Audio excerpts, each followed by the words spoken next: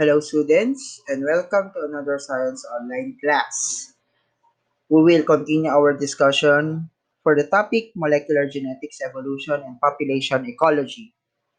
Now we will continue our discussion about evolution evidences using the acronym FAME, F-A-M-E. We are now in the M where stands for molecular evidences. So when we say molecular evidences, it is something to do with amino acids. So the greater the similarity in amino acid sequence, the closer the relationship of the organism.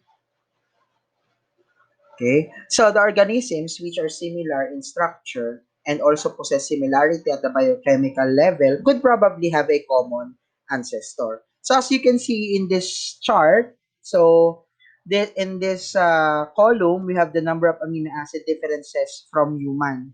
So the chimpanzee has 0 differences. So we have actually 99% of our amino acids similar to chimpanzees.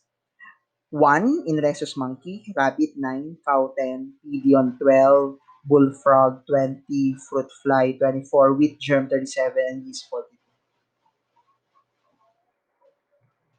Now, in terms of phylogenetic tree, a phylogenetic tree or evolutionary tree is a branching diagram or tree showing the evolutionary relationship among various biological species or other entities. Their phylogeny, which is based upon similarities and differences in their physical or genetic characteristics.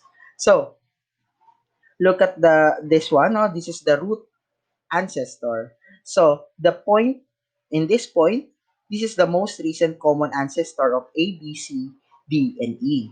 While in this point naman, this is the most recent common ancestor of A and B. Only, no? Hindi ng C, D, and E. And we have the E in FAME, that stands for embryological evidences. So an embryo is an early stage of development in organism.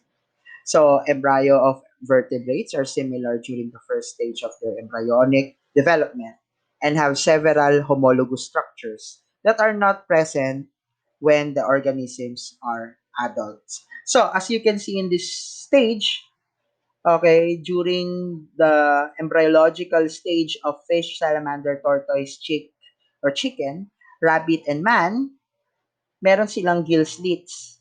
Ayan. And tail, and forelimb bud, and hind limb bud. Pero, on the late stage ng kanilang embryonic development, doon na mapapansin ang kanilang differentiation. And the mechanisms of evolution. So we have mutation, which is already discussed. It is the change in genetic material. So this is the illustration. This illustration is for mutation. The gene drift or the genetic drift. Ayan. So may chance event na namatay yung mga green beetle na natira na lang ay brown beetle. Gene flow or genetic flow. So nahalo sa pool of green beetle yung mga brown beetle. And the natural selection, which is the acts on variation or the survival of the fetus. So the more na kinakain ng predator yung green beetle, the more nakakonti na lang, no? The more na dadaming population ng brown beetle.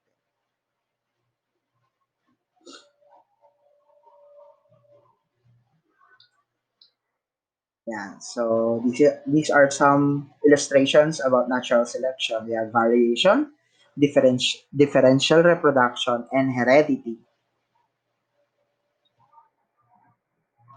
Yan. So we have overproduction. So every species tends to produce more individuals than can survive to maturity.